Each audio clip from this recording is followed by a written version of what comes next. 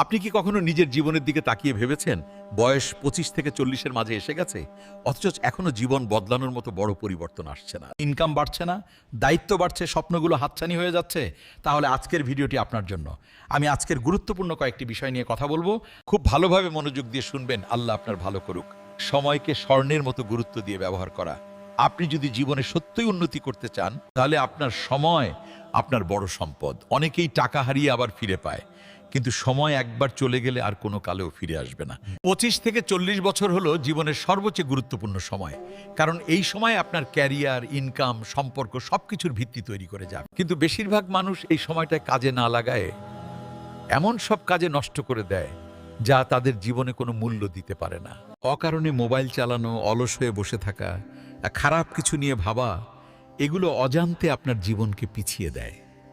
আপনি যদি প্রতিদিন ঠিক করে নেন কোনো কাজটিতে আপনার বেশি সময় দেওয়া উচিত, দিনের কোন অংশ সবচেয়ে ফলপ্রসূ, তাহলে আপনি আপনার নিজের অগ্রগতিকে খুব দ্রুত চোখে দেখতে পাবেন।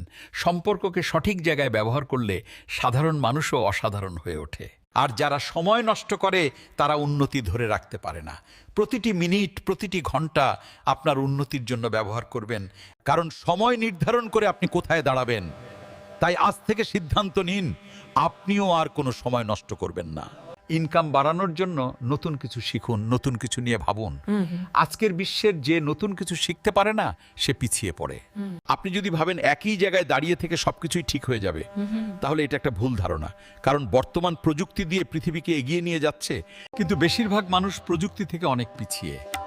তাই বেশিরভাগ মানুষ থেকে আপনাকে এগিয়ে থাকতে হবে এমন কিছু কাজ শেখাও যা আপনার ইনকাম বাড়াতে পারে। আপনি চাকরি করেন বা ব্যবসা করেন, এর পাশাপাশি নতুন কিছু করা যা আপনাকে সবার চেয়ে এক ধাপ এগিয়ে রাখবে, যাকে আমরা বলি পার্ট টাইম জব।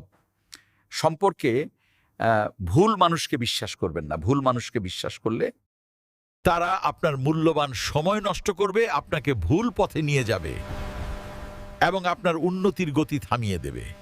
এরা বাহ্যিক আচরণে ভালো দেখায়, কিন্তু তাদের উদ্দেশ্য ভিন্ন থাকে। আপনার বন্ধু বা কাছের মানুষ এমন হওয়া উচিত যারা আপনাকে অনুপ্রেরণা দেবে এবং আপনার উন্নতি দেখতে চাইবে। খরচ কমিয়ে সঞ্চয় ও বিনিয়োগ অভ্যাস করা। অনেকে এমনভাবে খরচ করে যা আয়ের থেকে অনেক বেশি হয়ে থাকে।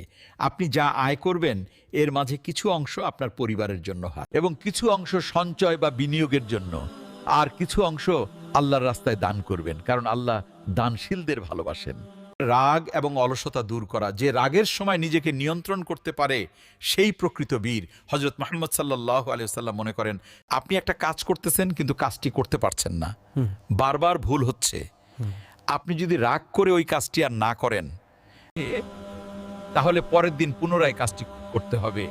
আর যদি ধৈর্য নিয়ে ওই কাজটি শেষ করেন, অলসতা মানুষকে ধ্বংস করে। জ্ঞানী মানুষের পরামর্শ নিন। প্রতিদিন নতুন কিছু শিখুন, নতুন কিছু নিয়ে ভাবুন। প্রতিদিন আপনি যদি একটি করে জিনিস শিখেন, 1 বছর পরে আপনি কোথায় যাবেন আপনি একটু ভেবে দেখুন। জ্ঞানকে সবচেয়ে বড় সম্পদ হিসাবে গড়ে তুলুন।